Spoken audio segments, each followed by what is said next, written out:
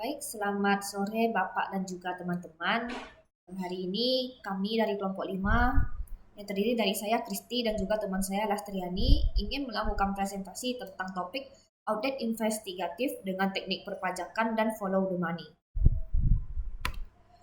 Pertama-tama saya akan menjelaskan tentang apa itu audit investigatif. Audit investigatif ini adalah suatu proses mencari, menemukan, dan mengumpulkan bukti secara sistematis, di mana tujuannya itu untuk mengungkapkan terjadi atau tidaknya suatu perbuatan dan pelakunya, guna dilakukan tindakan hukum untuk selanjutnya.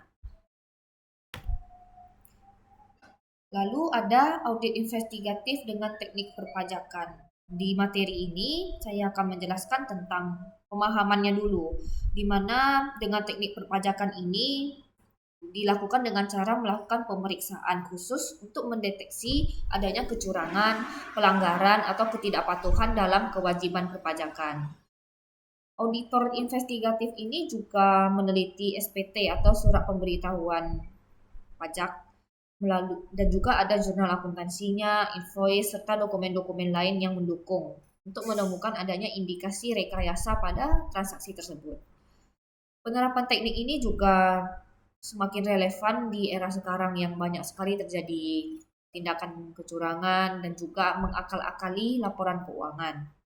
Sehingga banyak sekali ya tantangan yang bisa kita lihat di mana orang-orang menggunakan auditor ini sebagai orang yang langsung dimanfaatkan begitu karena kita membayar.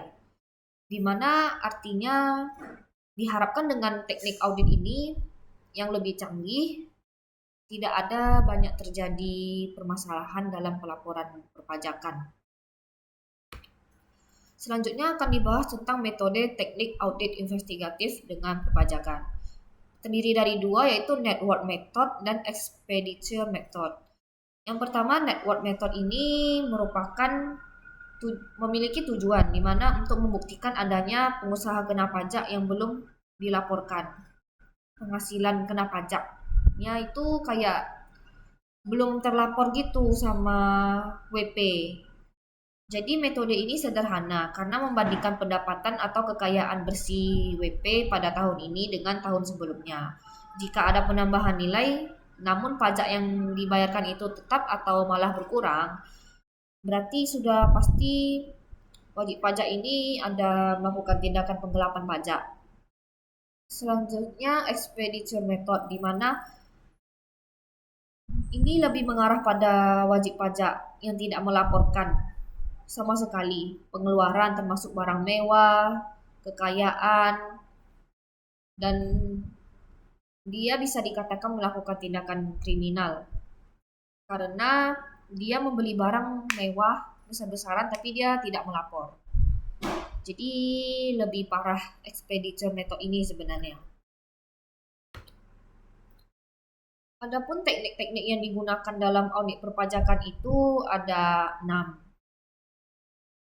Yang pertama ada analisis dokumen pajak untuk menemukan perbedaan data. Dimana kalau misalnya kita nih ngumpul-ngumpulin dokumen pajak, nanti kan kita bisa telusuri lagi ke belakang. Kan audit kerjanya mundur. Jadi di saat kita ngecek, pastilah ketemu ada perbedaan dari misalnya 100 sampel, kita ambil beberapa untuk diteliti lagi. Selanjutnya, konfirmasi silang dengan pihak ketiga, vendor, pelanggan, atau bank. Di mana di saat kita menemukan saldo piutang, saldo hutang, atau saldo lain-lainnya, kita konfirmasi lagi kepada vendor atau supplier customernya, kita kontak lagi. Apakah benar ada transaksi ini terjadi?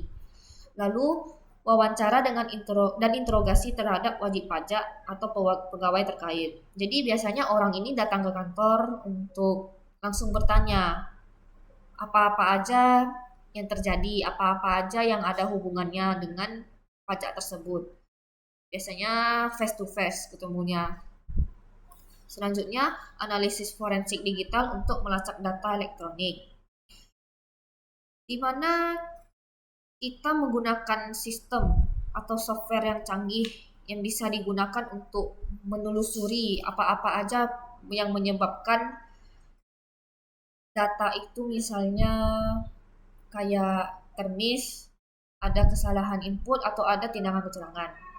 Selanjutnya ada benchmarking dengan perusahaan sejenis. Lalu ada analisis transfer pricing untuk melihat rekayasa harga antar perusahaan dalam satu grup. Di mana hasil-hasil audit ini tidak hanya administratif, tapi juga bisa menjadi dasar untuk penegakan hukum atau pidana yang terjadi.